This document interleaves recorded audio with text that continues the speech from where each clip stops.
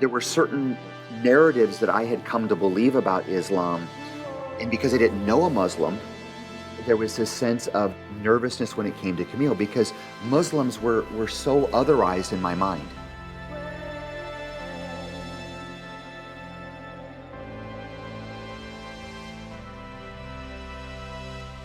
The Jewish community has had such a visceral response to the Islamophobia that's happening, because we know this language and we hear this language and we've been attuned to this language. And if there's any lesson to be learned from Jewish history for the world, I think it's that when we start speaking poorly of people, when we start demonizing groups of people, otherizing groups of people, we can say we'll wash our hands of it, that it's just rhetoric, but we know that the fringier characters respond to this with violence.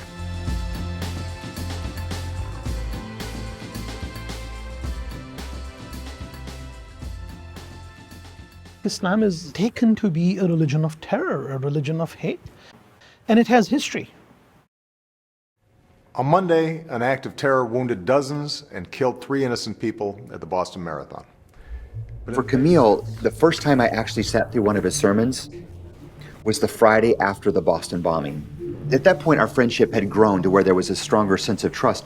But I was really curious to say, what is he going to say to his mosque after this event? Because a couple of years earlier, there was still this concern that while most Muslims don't outwardly support terrorism, that there was this belief that secretly they're okay with it.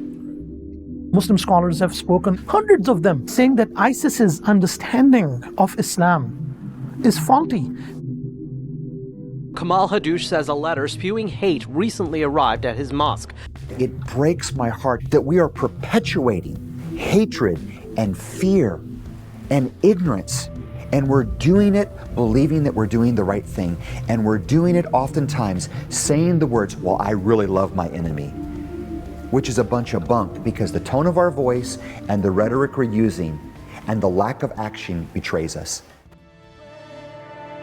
If religion is misused, it can be a force for war and evil and hatred. I mean, there's no question about that. But to be fair, it can also be a force of good, love, and peace, harmony, and understanding as well.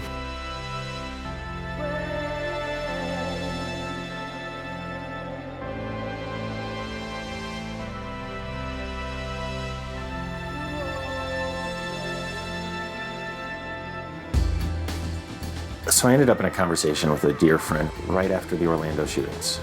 And she was pushing back on me a little bit about how I could be standing with the Muslim community at a time when she felt the Muslim community had some guilt.